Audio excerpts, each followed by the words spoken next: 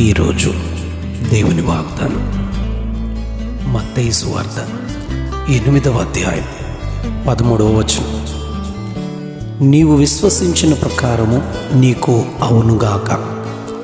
నీవు విశ్వసించిన ప్రకారము నీకు అవునుగాక.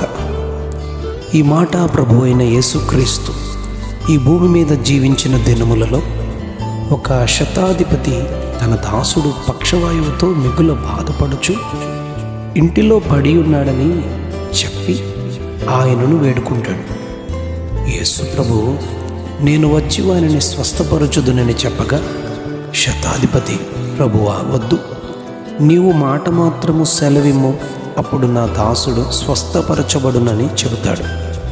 యేసు ఇక వెళ్ళుము, నీవు విశ్వసించిన ప్రకారము నీకు అవునుగాకని శతాధిపతితో చెప్పగా ఆ గడియలోనే అతని దాసుడు స్వస్థత పొందుతాడు. మత్తయి రాసిన సువార్త 9వ అధ్యాయం 27 నుంచి 31 వచనాల్లో ఇద్దరు గ్రుడ్డివారు యేసు వెంట వచ్చి, దావీదు కుమారుడా, మమ్మను కరుణించుమని కేకలు వేయగా, యేసు ప్రభు, నేనిది చేయగలనని నమ్ముచున్నారా అని అడుగగా, వారు నమ్ముచున్నాము ప్రభువా అనగానే యేసు వారి కన్నులు ముట్టి, మీ నమ్మిక చొప్పున మీకు కలుగునుగాక అని చెప్పినంతలో వారి కన్నులు తెరవబడినట్లుగా గ్రంథం మనకు తెలియచేస్తూ ఉంది.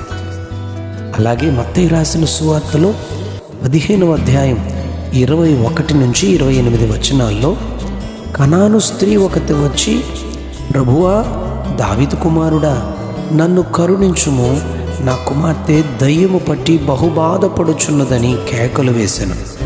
యేసు ప్రభు, ఇశ్రాయేలు ఇంటివారై నశించిన వారి యొద్దకే గాని మరి ఎవనికిని కాదనగానే ఆమె పిల్లల రొట్టె తింటూ ఉండగా కుక్క పిల్లలు క్రింద పడిన రొట్టె ముక్కలు తింటాయి, ప్రభువా దయచేసి కరుణించు అనగానే యేసు, అమ్మా, నీ విశ్వాసము గొప్పది, నీవు కోరినట్టే నీకు అవునుగాక అని చెప్పగానే ఆ గడియలోనే ఆమె కుమార్తె స్వస్థత పొందుకుంటుంది. ఇలా చూస్తూ వెళ్తే పరిశుద్ధ గ్రంథంలో విశ్వసించిన వారు ఎంతోమంది మనకు కనిపిస్తారు.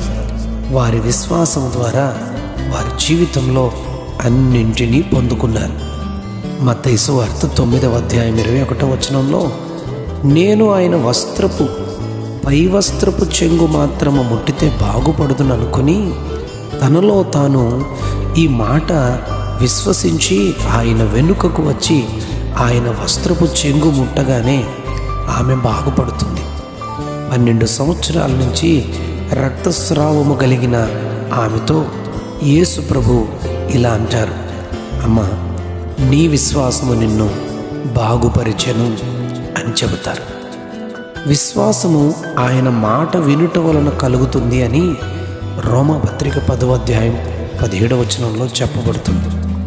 యోహాను సువార్త 4వ అధ్యాయం 49 నుంచి 51 వచనాల్లో మనం చూస్తే, యేసు యోదయ నుండి గలిలయకు వచ్చెనని అతడు ఆ మనుష్యుడు విని ఆయన యొద్దకు వచ్చి, తన కుమారుడు చావ సిద్ధమై ఉన్నాడు, వచ్చి అతనిని స్వస్థపరచమని వేడుకుంటారు.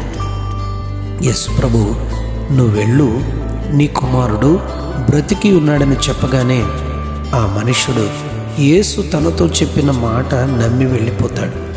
అతడు ఇంకా వెళుతూ ఉండగా అతని దాసులు వచ్చి అతని కుమారుడు స్వస్థపడినని చెబుతారు. ఎప్పుడు అని వారిని అడిగితే నిన్న 1 గంటకు అని చెబుతారు. యేసు ప్రభు తనతో మాట చెప్పిన గడియ నిన్న 1 గంట అని అతడు గుర్తిస్తాడు. కనుక యేసు మాట విని విశ్వాసం ఆయనపై కలిగి మనము విశ్వసించిన కార్యాన్ని తప్పకుండా మనం పొందుకోవడానికి మనకు దేవుడు సహాయం చేస్తాడు. ఈ వాగ్దానం మన జీవితంలో కూడా నెరవేరాలని మనం ఆశపడదాం. నీవు విశ్వసించిన ప్రకారం నీకు జరుగునుగాక, నీకు అవునుగాక. ఆయన అంటున్నాడు, మీ నమ్మిక చొప్పున మీకు కలుగునుగాక, నీవు కోరినట్టే నీకు అవునుగాక అని యేసు ప్రభువారు చెబుతూ ఉన్నారు. ఈరోజు మనం కోరినట్టు, విశ్వసించినట్టు, మనము నమ్మినట్టు ప్రభు మన జీవితంలో కార్యములు చేయునుగాక. ఆమెన్. ఆమెన్.